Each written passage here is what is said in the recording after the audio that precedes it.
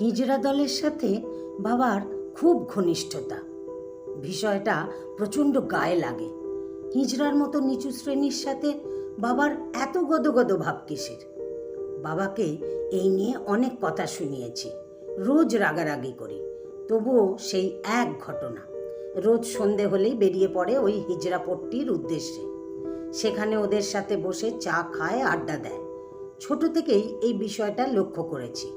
এখন বড় হয়েও বাবার এই ধরনের স্বভাব আর সহ্য হলো না। বাবাকে কঠিন স্বরে বললাম, বাবা, তোমায় কতদিন বলবো ওই হিজড়া দলের সাথে মিশবে না? বাবা আমতা আমতা করে বলল, রাগ করছিস কেন বাবা? ওরাও তো মানুষ। বাবা, আমি এখন বড় হয়েছি, আমার বন্ধুরা, এলাকার লোকেরা এসব দেখে হাসাহাসি করে, বোঝো না কেন? তোমার কি গল্প করার লোকের অভাব আছে?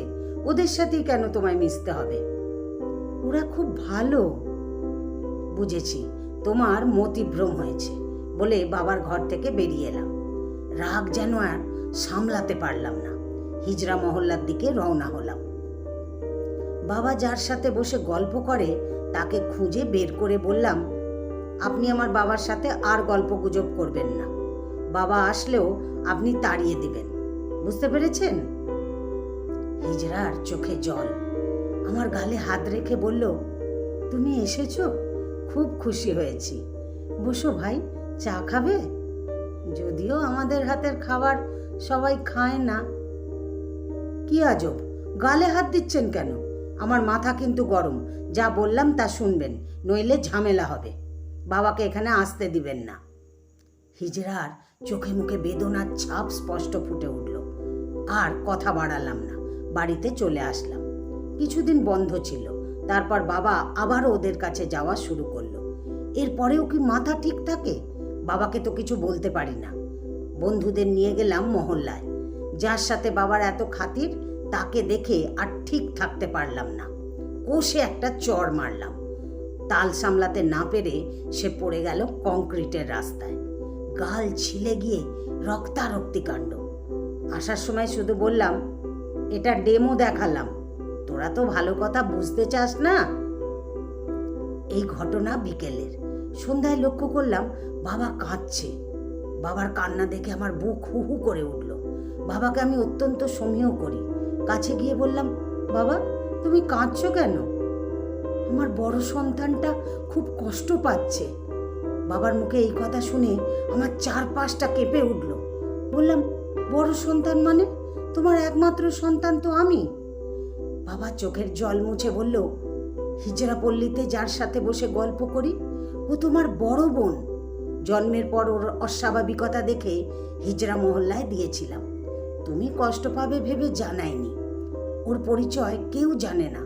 আমি তো বাবা, কি করে ওকে দূরে সরিয়ে দিই? সন্ধ্যায় কিছুক্ষণ গল্প গুজব করে আসি, এতেই ওর সুখ। প্রতিদিন তোমার কথা জিজ্ঞেস করে।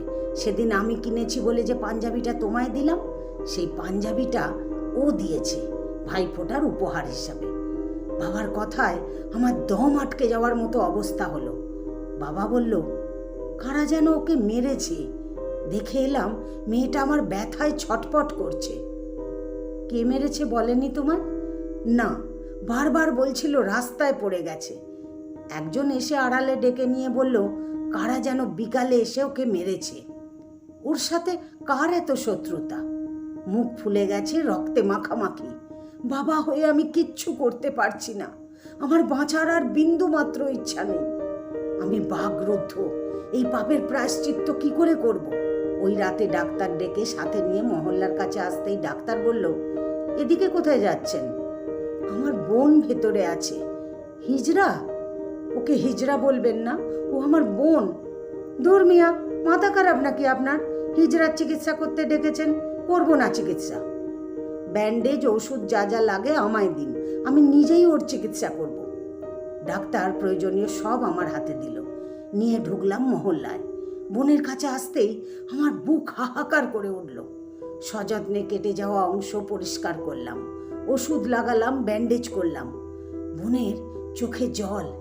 জিজ্ঞেস করলাম, ব্যথা করছে? বোন হাউ মাউ করে কান্না করতে করতে বলল, এই ব্যথা মনের, কখনো নিরাময় হবে না। এই ব্যথার ব্যান্ডেজ যে নাই। রচনা জয়ন্ত কুমার জয়। আমার গল্পটি যদি ভালো লাগে তাহলে একটা লাইক দিয়ে আপনাদের মতামত কমেন্ট বক্সে জানাতে ভুলবেন না। আর এরকম নতুন নতুন গল্প শুনতে আমার চ্যানেলটিকে সাবস্ক্রাইব করে আমার পাশে থাকবেন। ধন্যবাদ।